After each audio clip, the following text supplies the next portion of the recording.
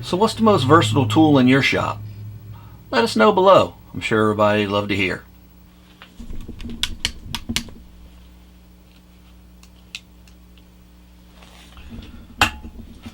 Welcome to the channel.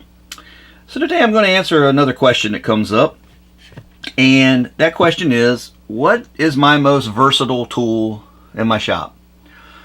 Well, that's a tough one, because I've got quite a few tools that I use all the time that are versatile. But the two biggest ones I would have to say, and I should be more specific with the question, is my most versatile power tool.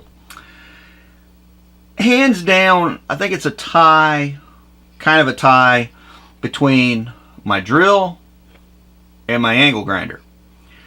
And I'm going to lean towards the angle grinder because it's kind of the heavy mover of the two. Now, I use the drill more for basic things, drilling holes, running screws, running lug nuts, just, you know, quick removing and removing nuts and bolts. As you've seen in some of the other videos, I do a little port work with them. But as far as heavy moving, it's going to be the little 4.5 inch angle grinder. And why is that? Well, the answer is right here. Here's a cut brush. Vertical brush is all dirty, so I didn't want to bring it over here to the clean table. But I can put a cut brush on it. I can put a cutoff wheel on it of various thicknesses. I can put a grinding stone on it. I can put a flap wheel on it. This right here, for cleaning up and fabricating, is my main four things: cup, cut, grind, flap. Use this for fish mouth and roll bar tubing or any other thing I got to fish mouth a tube for to weld them together. Use this one for cutting off sheet metal, thick steel, whatever.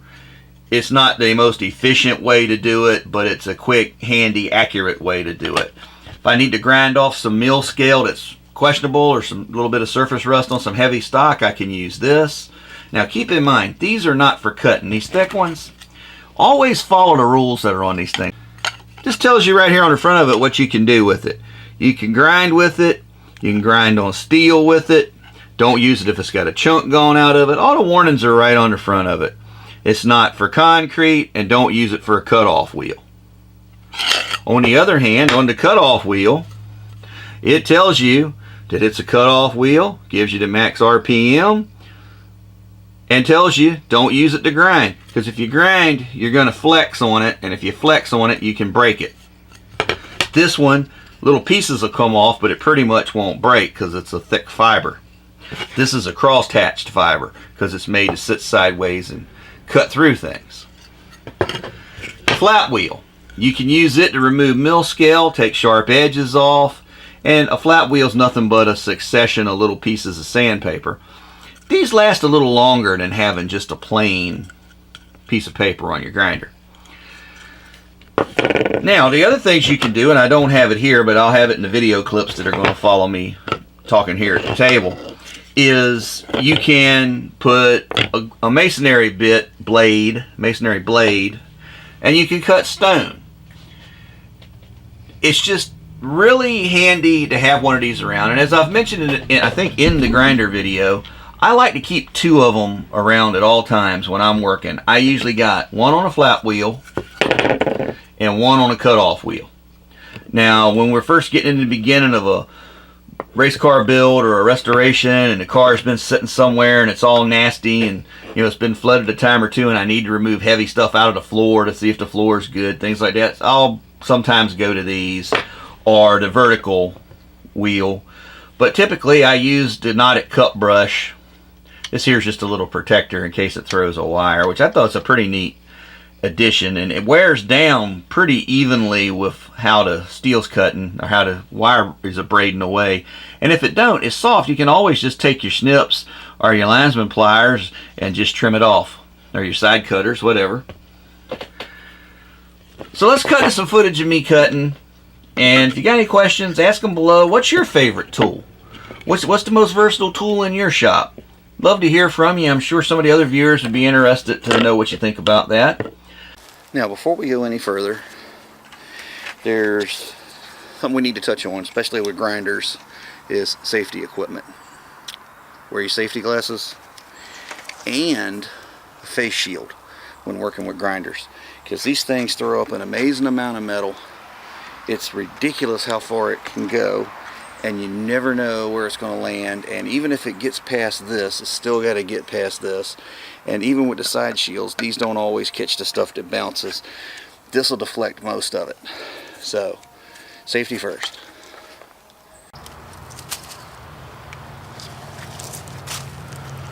And as you can see, we've got the stone cutting wheel on the grinder, and you want to make sure you got it rotating the right way, which I've already done all that.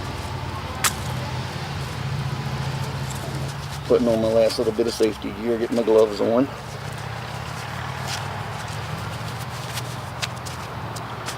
Haven't done any stone cutting in a while, so this should be at least entertaining for you.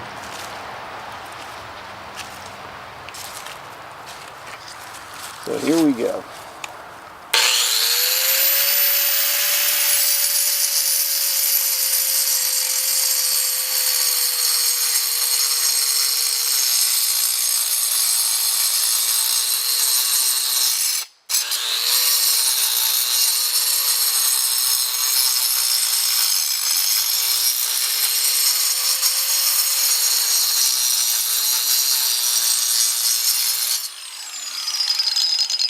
Okay, something that you didn't see was I also had a respirator on because of all the dust. Now this is my sacrificial screwdriver. And get past the end of the blade.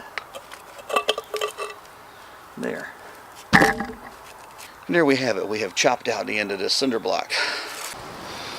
Okay, so while we're set up, got some other videos I've been working on.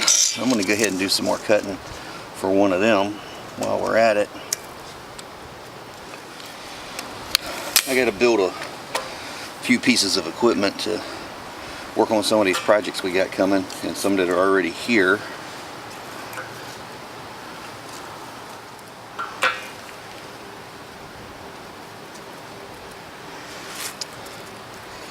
Alright, so when it comes to 4.5-inch angle grinders, they're pretty limitless in their uses as far as a rotating tool. And this is one of those jobs that they're really good for. As soon as I figure out where my glasses went, let's see what we can do here.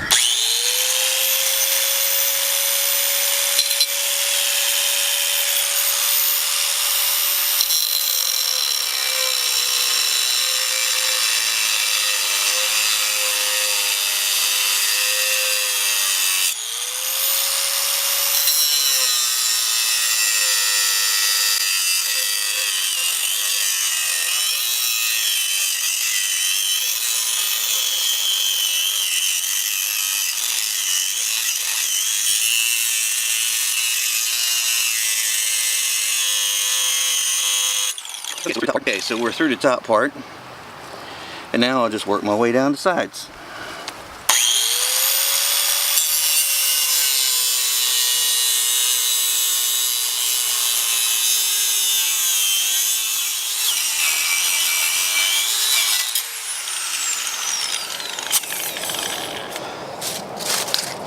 And there you go.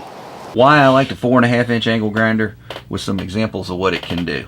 Very versatile tool, very worthwhile. If you're just starting out doing automotive work or fabrication work, it's one of those things I would recommend to have in your tool chest early on. Get some scrap metal, play with it, wear your eye, ear, and face protection.